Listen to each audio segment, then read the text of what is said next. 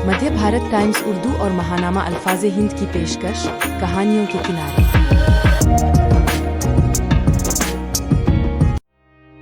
ٹوٹے گملے کا پودا۔ ہنا نے غسل خانے میں پانی سے بھری بالٹی رکھی، دروازہ بند کیا۔ نہانے سے پہلے حسب عادت پیر سے چپل نکال کر چند لمحے نل کو گھورا اور 2-3 چپل نل پر جڑ دیے۔ وہ زنگزدہ نل جو برسوں سے بند تھا پٹتا رہا۔ گزشتہ 15 سال سے ایسے ہی پٹ رہا تھا۔ 15 سال قبل ہنا نے جب پہلی بار نل کو چپل سے مارا تھا تب وہ 19 برس کی تھی۔ اس کے والد کے انتقال کے چند ماہ بعد ہی پانی کی ٹنکی کا موٹر کیا خراب ہوا، دونوں بھائیوں کے آپسی جھگڑے کی وجہ سے پھر آج تک ٹھیک نہیں ہو سکا۔ ہنا جو غسل خانے میں نل کے نیچے نہانے کی عادی ہو چکی تھی، جب پہلی بار ہینڈ پمپ سے پانی بھر کر بالٹی غسل خانے میں لے جانے کی مشقت سے جنجلائی تو اس نے پھولتی سانسوں کے درمیان چپل نکال کر نل پر مارتے ہوئے کہا، لے مر۔ اب تو نہانے سے پہلے جب تک وہ نل کو پیٹ نہیں لیتی اسے چین ہی نہیں ملتا۔ کبھی کبھی وہ سوچتی وہ ایسے کیوں کرتی ہے؟ کیا وہ پاگل ہوتی جا رہی ہے؟ کیوں پاگل ہوتی جا رہی ہے؟ فکر اسے تب زیادہ ہوئی جب اس کی بے تکلف سہیلیاں اس سے اپنی شادی شدہ زندگی کی رازدارانہ باتیں کرتی تو اس کی آنکھوں کے سامنے نل ہی گھومتا رہتا۔ پھر اسے گھبراہٹ ہونے لگتی اور اسے کسی مفکر کا یہ قول یاد آتا، دنیا کا ہر ایک انسان ایک ایسی زندگی ضرور جیتا ہے جس کا ذکر وہ کسی سے نہیں کرتا۔ تب وہ سوچتی، تو کیا ہر کنواری لڑکی چپل سے نل کو پیٹتی ہے؟ 2 مضامین میں ایم اے کرنے کے بعد بھی اس کے بھائیوں نے اس کو کہیں بھی نوکری کرنے کی اجازت نہیں دی کہ ہم زمیندار گھرانے سے تعلق رکھتے ہیں اور ہمارے خاندان کی لڑکیاں نوکری نہیں کیا کرتی۔ یہ الگ بات کہ دونوں بھائی خود اس اہل نہیں تھے کہ اس کو اچھا کھلا یا پہنا سکتے۔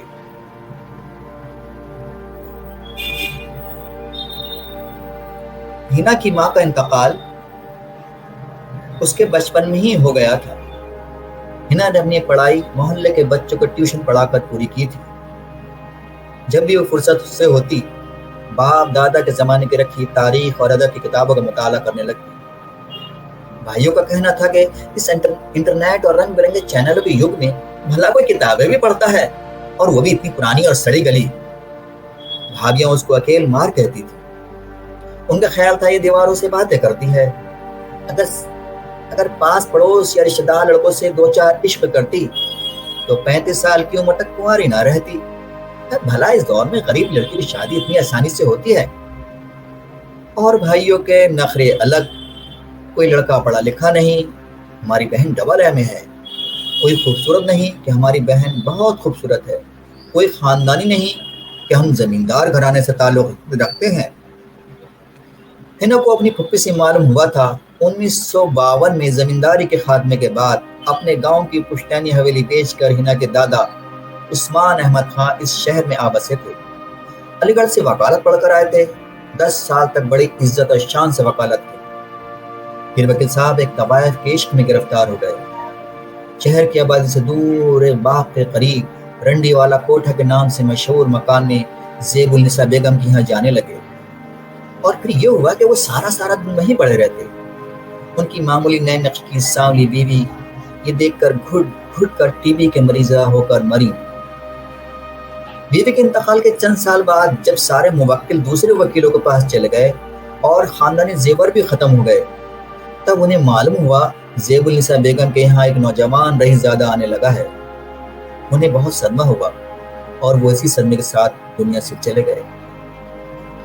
ایک دن ہنا جب نل پر چپل مارنے کے بعد نہا کر باہر نکلی تو اس نے دیکھا پھوپھی آئی ہوئی ہیں اور آنگن میں بچھے پلنگ پر دسمبر کی دھوپ سیکتی ہوئی بڑے بھائی جان سے وہی پرانا راگ آلاپا جا رہا تھا۔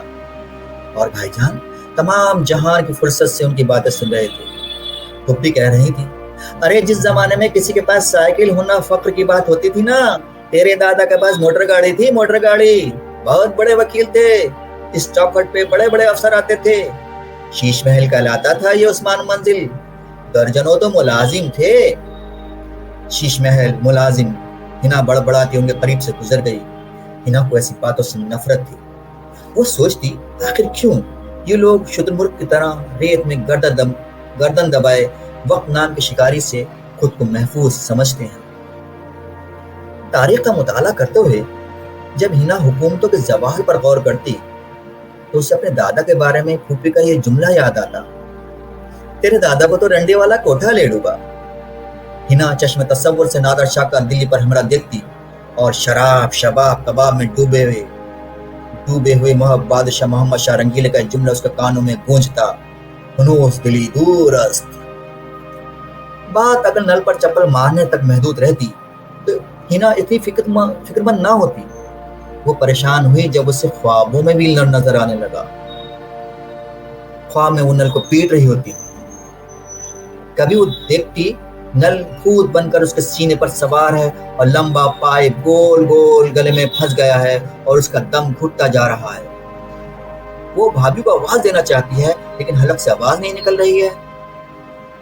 وہ گھبرا کر اٹھ بیٹھتی، تب اس کی سانسیں تیز تیز چل رہی ہوتی، دل تیزی سے دھڑک رہا ہوتا، جسم میں سنسناہٹ سی ہوتی، عجیب سی سنسناہٹ۔ صبح کو وہ رات کے خواب کی وجہ سے کچھ بجھی نظر آتی، چڑچڑی رہتی، معمولی سی بات پر غصہ آ جاتا، کبھی شدید بخار آتا اور کبھی کپکپاہٹ کے ساتھ دورے پڑتے، جس کو اس کی بھابیاں ڈرامے بازی سے تعبیر کرتی۔ ہنا کا یہ محلہ ہنا کے بچپن تک وکیل صاحب کا پھاٹک کے نام سے مشہور رہا اور اب یہ دھوبیوں والا پھاٹک کے نام سے جانا جاتا ہے۔ ہنا کے دادا نے عثمان منزل کے سامنے زمین خرید کر جو بڑے ٹین شیڈ میں چھوٹے چھوٹے کمرے اپنے ملازمین کے لیے بنوائے تھے، وکیل صاحب کے انتقال کے بعد باقی ملازم تو چلے گئے، البتہ دھوبیوں کا قبضہ رہ گیا۔ بزرگ دھوبی خدا بخشا کہنا تھا کہ وکیل صاحب ان کو ہبا کر گئے تھے۔ ہنا کے والد کی تمام عمر خدا بخش سے مقدمہ لڑنے میں گزری۔ خدا بخش نے مقدمہ جیتنے کے بعد 3 منزلہ بلڈنگ بنوائی، کرایہ دار رکھے، ڈرائی کلین قائم کی۔ اب اس کے پوتوں میں ایک MBBS کر چکا ہے اور ایک MBA کر رہا ہے، جبکہ عثمان منزل میں دیواریں کھڑی ہوتی رہی۔ ہنا کے عیاش چاچا اپنا حصہ بیچ کر کرائے کے مکان میں چلے گئے، تایا اپنا حصہ بیچ کر پاکستان جا بسے۔ پچھلے ہفتے دونوں بھائیوں نے عثمان منزل کا باقی حصہ بھی بیچ دیا۔ یہ حصہ فروخت ہونے کی بات تو سال بھر پہلے ہی شروع ہو چکی تھی، جب مرمت نہیں ہونے کی وجہ سے بڑے کمرے کی چھت گر گئی تھی۔ جان کا نقصان تو نہیں ہوا تھا، البتہ گھریلو ضرورت کا بہت سا سامان کچل گیا تھا۔ پڑوسیوں نے چھتوں سے خوب تماشا دیکھا اور عثمان منزل کے اس آخری حصے کو بھی بھوکے گدوں کی طرح تکنا شروع کر دیا۔ جس روز یہ حادثہ ہوا تھا اس روز ان کے یہاں کھانا نہیں بن سکا تھا۔ پڑوس آئے گھر سے کھانا کھاتے ہوئے ہنا کو خیال آیا، جس مکان کے مکھی اپنی خودی کو فراموش کر دیتے ہیں تو پھر آنسو کی 2 بوندیں اس کی آنکھوں سے ٹپکی اور سالن میں گھل گئی تھی۔ آج گھر میں ان لوگوں کا آخری دن تھا، تقریباً سارا سامان جا چکا تھا۔ دونوں بھائیوں نے الگ الگ مقامات پر کرائے کا مکان بھی لے لیا تھا۔ ہنا کو ابھی تک علم نہیں تھا کہ وہ کس بھائی کے ساتھ جائے گی۔ دونوں بھابیاں شاید اسی مدعے کو لے کر چپکے جھگڑ رہی تھیں۔ بڑے ناخوشگوار موسم کا دن تھا، اوپر کالے کالے اداس بادل تنہائی اور دکھ درد کی ماری کسی ایسی عورت کی طرح تھے جو عرصے سے خالی پیٹ بیدار ہونے اور خالی پیٹی سو جانے کی عادی ہو چکی ہو۔ نہانے کے لیے آخری بار ہینڈ پمپ سے پانی بھرتے ہوئے ہنا نے اداس آنکھوں سے آہستہ آہستہ سارے گھر کا جائزہ لیا۔